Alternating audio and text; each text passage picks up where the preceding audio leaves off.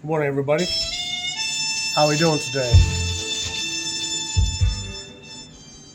It's a Tuesday morning here in the upper Midwest.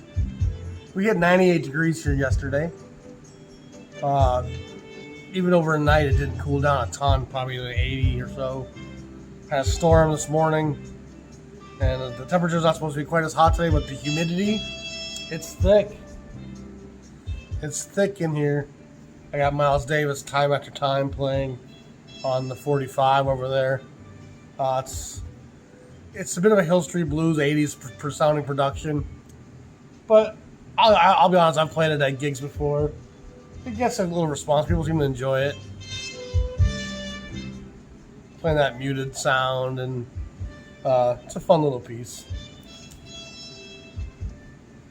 Even my needles and turntables don't seem to enjoy this weather. It's just thick, and the air's filled with moisture and static, and it's awful. And of course, I don't have central air in this building. We're going to get central air in this room for the coffee shop. Well, not central air, but an air unit in the window. It's called like a switch or something like that. It gives a separate air system to this room for health codes. We have air conditioning in our bedroom, which of course means we now have a husky that likes to occupy our bedroom at night. And she's actually pretty well behaved. She gets up on our little couch in there and flips herself upside down and lays there just soaking up the air conditioning. Like we cool it down for her, you know. Huskies are a special breed, guys. I don't know how many of you guys know Huskies. They're as smart as the German Shepherds or as a Collie. Like, they're smart dogs. They know exactly what you're saying all the time. They just aren't as inclined to follow instructions or desire. Most dogs want to please. And Husky's always trying to say, I don't know who's in charge of this pack. I think I might be. I think I might be boss today. And she's a spirited little 2-year-old, man. She's something else. I love her dearly. You know what I mean? Dogs have climbed their way into your life and claim a part of your heart. They're such valuable parts of your social anatomy and your emotional well-being. No one values you like a dog does, which is, I mean, when they talk about having people with emotional sickness and mental health issues, there's a reason why they have some programs where they bring pets in. And I love cats. I think cats are so wonderful and independent. And they're each so individual. Each cat has its own personality and its own standards, and they don't apply to any other cat. And also, a cat might love you and be very affectionate with you, but that doesn't mean that same experience will extend to anyone else in the household or any stranger for that matter. Cats are very singular with their affection. You've earned it. Nobody else here has. And a dog, it's like they're much more, they share a lot more in common with each other, even from big breeds to small breeds, where they kind of, I love you, and like they're just so loyal, and they're so, you're the best human ever, you know. Cats, for the most part, look down upon us as what a flawed species y'all are. Go clean up my poop, bring me some food, and maybe scratch my back. Well, that feels good. Here, sniff my butt for a second. Okay, I'm done. Go about your business, human. You know, cats are just so indifferent and so unimpressed with our efforts for the most part. So dogs have a special role in humanity in terms of just validating and loving us. And I was raised with dogs. You know, we had shepherds and collies most of our lives as kids. And so dogs always had a big part of my childhood. And I said before, there was a time I went through some tough years where without that dog, I don't think I would have had the capacity to continue at times. But a couple little pieces here. I'm going to start a new series coming up. And I'm going to start a series on a series of records from a label that's going to be loosely or tightly interconnected that I feel is deserving of a modern reissue program. And I'm going to need some help on some of this. I'm going to generally look at Amazon ahead of time to see what's available from that label, from what I want to do. We're not going to include the Japanese because obviously a lot of people have an aversion to that process. So we're going to disclude foreign pressings. We're going to be mostly talking about the American reissue industry right now and gaps that I think deserve to be filled. If for no other reason, then it seems to take reissue programs to validate a lot of this music to a lot of people. If it's not being reissued, it can't be of any value, it seems like. And so there's all this talk and chatter about everything that's getting reissued, and the lion's share of the canons is being ignored. And there's just a lot of stuff that's going to never get reissued, which is sad. It means that I'll be able to talk about it with Scott Baldwin, William Fletcher. There's a few people out there that I can talk, Jean Michel, stuff like the Trend label out of LA. I'm going to show you what the Trend label is about coming up soon. It's an episode I'm kind of working on. And it's some cool stuff. But stuff like that's going to be so down the pike that we'll never really get to that. And there's so much stuff before something like Trend that is missing from the catalog today, in spite of there being a lot of jazz available right now. Like when I was shopping in Chicago and Milwaukee and even the Twin Cities a little bit, I'm just amazed how much stuff is in print right now. But it's still a very small slice of the jazz kingdom. And I think I'm in a position where I can say, I think this is some titles that should be reissued. I think people will find value in these. And it seems to be that instead of reissuing titles where there's demand, the act of reissuing them seems to create demand. And I'm sure that's not universally so. I'm sure there's been a new number of reissue programs that get put out and don't have the hype surrounding them and don't get the automatic sellout, status. Had a tough time sleeping the last few nights. Had a bit of a chest cold. But we're okay. We're back on top of it. But so I want to need some help though from you guys. So I think there's going to be times when I cover something that might actually be reissued somewhere. I'm gonna check Amazon. That's the best place for me, I think, to find what's new on vinyl. I might even call a few friends at a few record stores just to see, because I'm not really up to date on what's available very frequently, because most of what's being reissued is stuff I've had for a long time, so I'm not really looking at those titles or those artists. For example, Kenny Dorham. There's a lot of work by him that probably needs to be reissued. I couldn't tell you right now what's in print and what's not. He's one of the great trumpet players of the era. Somewhat overlooked. Yet at the same time, his records go for pretty decent money. You can't touch nothing in this house without getting a husky hair in your mouth, it seems like. And in this humidity, everything's just clicking, sticking to each other. But there's going to be times where I probably want to lean on you guys and say, hey, I want to talk about this label next. How much of this stuff has been reissued right now? How much of it is available? So it's still gestating a little bit. It kind of came to me in the middle of the night last night. I get at least something out of my sleepless nights at times. But again, I think it's going to be an interesting series. And we're not done with the Legacy series. We'll come back to that. I do want to touch on the 2 Norman Granz episodes I just made. And this kind of dovetails in with what I was just speaking about. They got very poor viewership. And it just means people aren't interested in Norman Granz and the jazz at the Philharmonic. Which, I find a little shocking. And you can't expect people to watch stuff they're not interested in.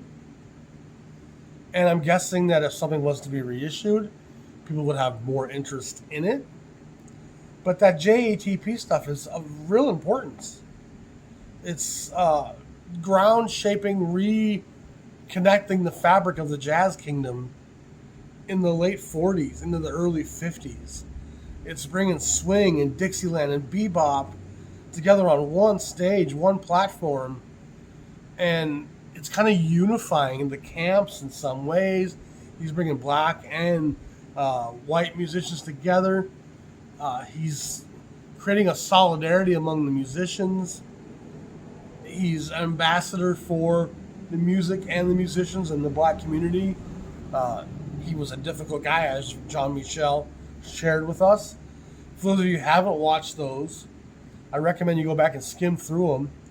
My good friend Jean Michel from Lausanne, Switzerland, who promoted a lot of jazz concerts and knew most of the people we're talking about.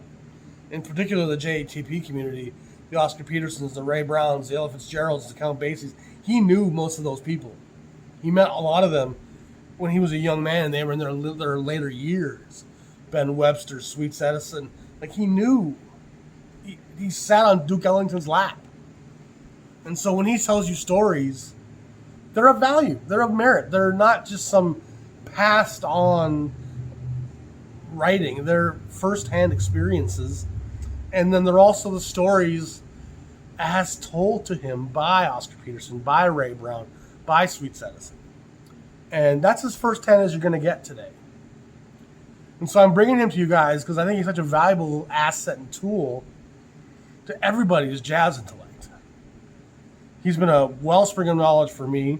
I rely on him a lot of times for validating things that I feel and thoughts that I have. He really knows his stuff. He's passionate about it. And I think he's enough reason alone to go back and watch those episodes. I did a lot of work trying to edit them to present them as interesting as I could. I think they're well worth the watch. But again, JATP Philharmonic stuff's not being reissued. It's not being talked about. And so there was very little interest in those episodes, comparatively so, had I done something on Tone Poet. And I get it. It's how this thing is working right now. It's the modern commodity that has the marketing that's drawing the interest. There's no work, in a way, for the consumer to learn and to buy new product. It's just kind of being spoon-fed to them. And most of it's well worth your time, but it's certainly a small slice of what the story actually is. And so, if you didn't watch the JATP Norman Granz stuff, respond in the comments. Let me know why. Are you not interested in that? Are you already well knowledgeable about that? There's no condemnation here. No one's forcing anybody or obligating anybody to watch something they're not interested in. But I guess I'm more curious as why don't you find that kind of jazz history lesson interesting? Those who did watch it found a lot of the stories about Norman Granz very compelling, and the two sides of the man. The genius who fought for racial issues, but also the guy who was rather controlling and one-upmanship and would tell Ella Fitzgerald's and just these musicians what they were going to play, how they were going to play it. Ella had to do the songbooks that she did, which mostly proved successful. But it's different than some of the other formulas that we've talked about, like a Blue Note, say. But most of the musicians respected and loved Norman, but they still had issue with the difficult nature of who Norman was at times, which obviously that's to be expected. That's part of this personal experience that we have with humans. There's a duality to all of us, So if you didn't watch it, why not? Take the time and go back to watch it if you have the time. Skim through it if you have to. The David Stone Martin album covers for all those 10 inches and then the 3 LP box sets at the end, those alone are worth the price of admission. They're just great artwork. The David Stone Martin story about how he came to work with Norman Granz and Clef Records through Mary Lou Williams. That's interesting stuff. It's not something most people really know about. He shared a lot of interesting stories. And again, he's a big part of my backbone.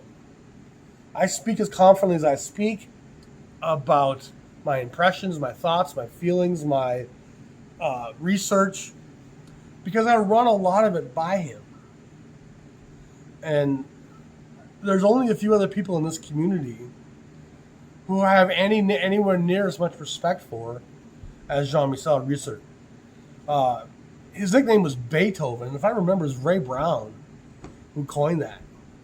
It might have been Sweets Edison. It could have been, I think it was Ray Brown, but they just called him Beethoven because he was the music man, and he was in charge of a lot of facets of a lot of great jazz festivals. And as he said in one of his little stories, he made jazz events all around Switzerland. And Norman Granz, who lived in Switzerland in Geneva, there was a time period where he didn't show up for any of these great concerts that included many of his great relationships from those days at Pablo and Verve. So it's a great piece of information that I wanted to share with all of you all. And it's worth checking out. It's worth checking out. So next thing I want to talk about real quickly is we had a meeting yesterday, and the meeting was discussing the coffee shop. It was with the foundation that we're looking to get our financing from. And we have some of the financing set up independently already, but this was the big chunk, the 75% chunk that we thought initially we could do on our own, but realized it was going to tap all of our resources in my retirement and leave us in a lurch.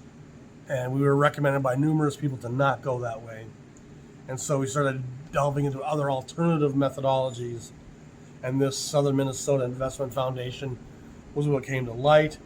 And it's been a long road getting from point A to point B, simply because we had to rewrite our business plan, because it was a whole different set of circumstances now.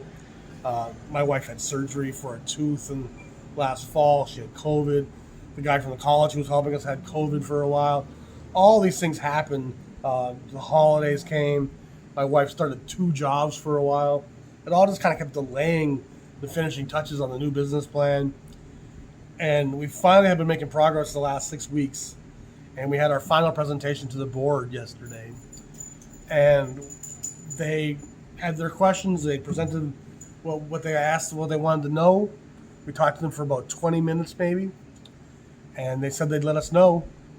And I said, what's the turnaround time on this? And they said, well, we'll get back to you pretty quickly. And we went to the parking lot. And as we were driving away down that very block, they called us. And I'm like, what did we forget? Did we forget our sunglasses, a coffee cup? What did we forget? And so before we actually even left the vicinity, they called us and told us we were approved for the money. So cheers to that. The funding now exists for the Jazz Shepherd Coffee Shop to go forward. And like I said, some of the pieces were already in place, and all the estimates and all that stuff's long been done. Now we have to reach out to those contractors and make sure that the expenses over the last 6-8 months haven't gone up too much to change the numbers. But it's just a great piece of news, and they were excited about the project. They loved the idea of the music and how it could be a destination source here in this little small town. And I know very well from my channel and my Facebook groups, there's people from America and even Europe who would love to come and spend a week. We want to put a bed and breakfast in the basement eventually, which would make that even more of a feasible thing for people to come stay for a couple nights, to talk jazz, listen to music, and fellowship, and just create a great community, and hopefully kind of a central location for jazz enthusiasts to come and to delve into the jazz library that this collection has become. And this collection has been kind of coming from that direction for a while now, where I wanted to be more than just records I liked. I wanted it to be a resource for people to understand the breadth and the diversity of the jazz canon, especially of the jazz age, from the swing era into the bebop, hard bop era, into the beginnings of new jazz, and the dawning of avant-garde and free jazz even. People always act like I hate free jazz so much. It's not true. And I listened to it for a long time as a beginner. I still will deviate and listen to it at times. Sometimes I really will enjoy a good session that's kind of out or I enjoy avant-garde more than I enjoy free. Usually avant-garde is dealing with arrangements and melancholic chords and soundscapes that become more soundtrack-like. And I usually can enjoy that stuff. I come from that kind of school. The avant-garde, the dissonance of free. Again, there's moments where I can love somewhere in that Coleman, but when it gets too squonky, honky, directionless, free of melody, it's hard for me to be too enamored by it. But my strongest redirection on the whole thing has been we have to stop representing to the people who don't know jazz that this is must-have jazz, that everyone needs to have it. That Coltrane Live in Seattle was not essential jazz. That wasn't something that a non-jazz fan should even think of having in the first 200, 400 jazz records they own. That's something you should have if you have most of Coltrane's body of work and you know that you love Coltrane from 65. I mean, if you don't know Coltrane from 65, from Coltrane from 58, you got no business being interested in that record. It's for the enthusiasts who know that I love that era. And I will take any lick of his music from that soundscape. So, the coffee shop is great news. And like I said, with the free jazz thing, it's never been about disparaging it for me. And I do think a lot of it's nonsense. And that a lot of the people who like it fit a certain stereotype. You know what I mean? Because I was that guy. I wanted to be the guy that everyone looked at like, oh, he's so knowledgeable, he likes that. That's awful. But he likes it, so it must be of value. I wanted to be that guy, but that's not how people actually see you. They actually see you as someone who's trying too hard. You know, that's a bit pretentious. And I don't think we should be forcing difficult music on beginners, especially.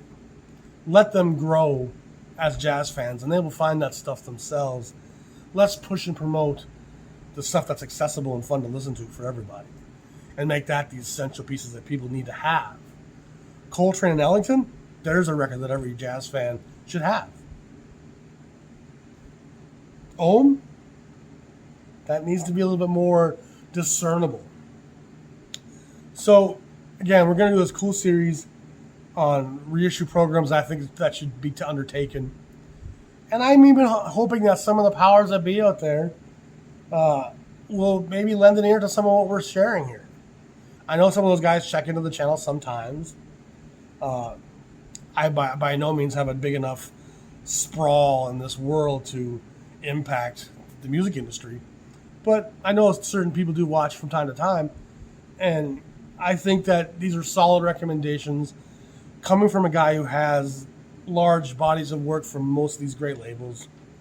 And I think that if they got the proper reissue program behind them, it would create a sense of importance around those titles that would elevate that stuff into the modern collector's landscape. And that's why I think this series is important. Maybe we can add some stuff and expand the narrow scope of what's being reissued now, which is largely kind of hard bop and avant-garde stuff, it feels like.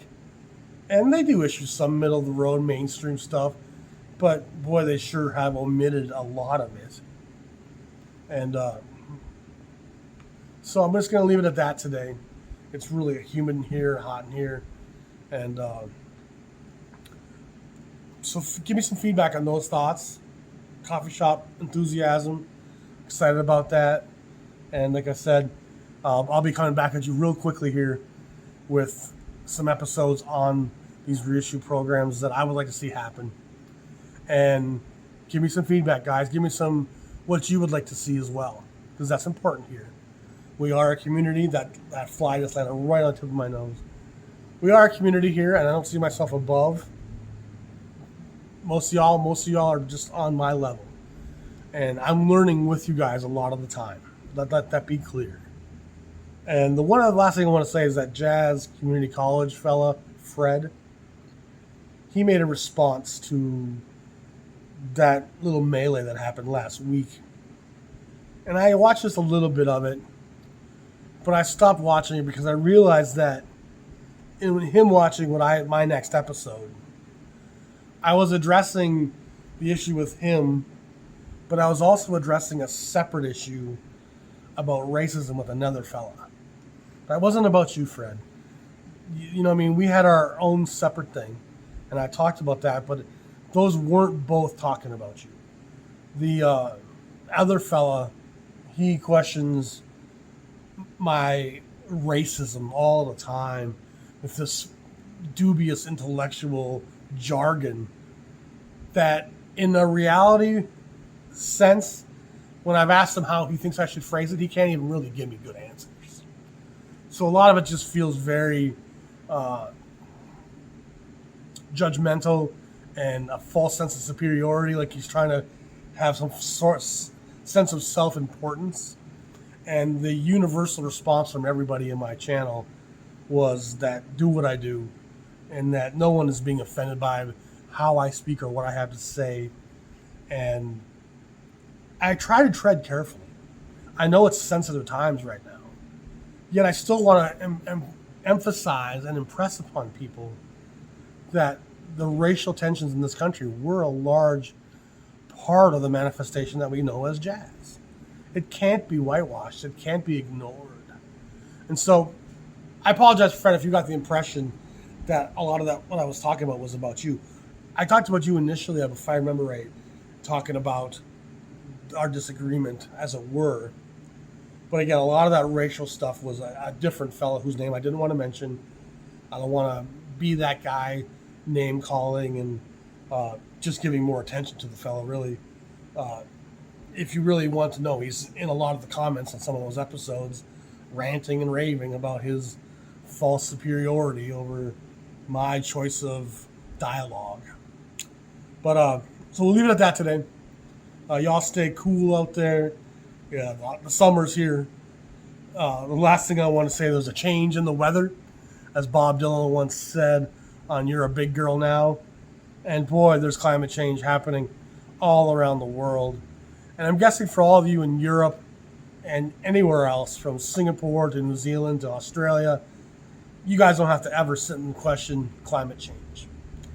But in America, there's been a staunch effort to eradicate the science and to create a disbelief and a rift between fact and fiction. And even the Weather Channel people, there's a dramatic silence when you watch that channel in terms of them speaking about climate change. And that silence speaks to something that also speaks about a lack of freedom in the land of the free. They're obviously being censored and being told you cannot speak about climate change on this channel, even though most of what you're reporting is a clear indicator of climate change.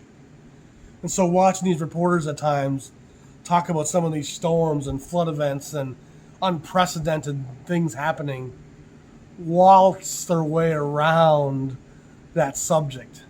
I feel for them, man. They know they can't say what they want to say. They know they can't speak the obvious truth. And so they have to kind of bite their tongue and say, well, this is pretty unprecedented. You know what I mean? But the climate change, it's I live in Minnesota, upper Mississippi, as sheltered from most of the world's natural disasters as you can be. We're still getting tornadoes and floods and windstorms and lightning and thunder and just ferocious thunderstorms that are unprecedented. We're seeing stuff that's never happened before. We had the windiest month of May we've ever seen. 40, 50 mile gust an hour wind all the time for days. It's just been shocking. And the way that they have to dismiss it and not address it, I think is it speaks volumes. I mean, if the weather people can't speak about climate change during all this stuff, that's a pretty clear indication of there being a lack of freedom in the land of the free. So I'm going to leave it at that today, as I've said 3 times already. Stay tuned to the channel. Appreciate you all. All you Patreon subscribers, thank you so much. If you want to help support the channel, please subscribe, hit that like button, hit that bell for alerts. If you want to go to my Patreon and pledge a few bucks a month, it helps me support my family and also helps us create new content and to make everything better all the time. It's funny, the episodes I put the most work into and do the most editing and graphic work and photographs and stuff. Oftentimes they're some of the least popular episodes. And I think I'm trying to make those episodes more interesting and to indulge people, but they're still not attracting the views, which I could just have some kind of rant where I go off on something speaking without any kind of photographs or nothing. And sometimes those episodes will get great viewership.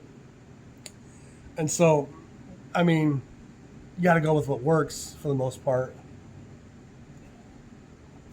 You all be safe out there. Shit's crazy, man. Be blessed. Be strong. Say a prayer for me and my family. Wish us well on this coffee shop thing, because we don't really know how to run a business. I mean, I've run my DJ business for 20 plus years, but that's a different entity. And that was just kind of some simple tax things at the end of the year. This is going to be a different beast. We do have people to lean on, thankfully, both through the foundation that we're getting our funding from. I have 3 brothers who are all very savvy in the business community.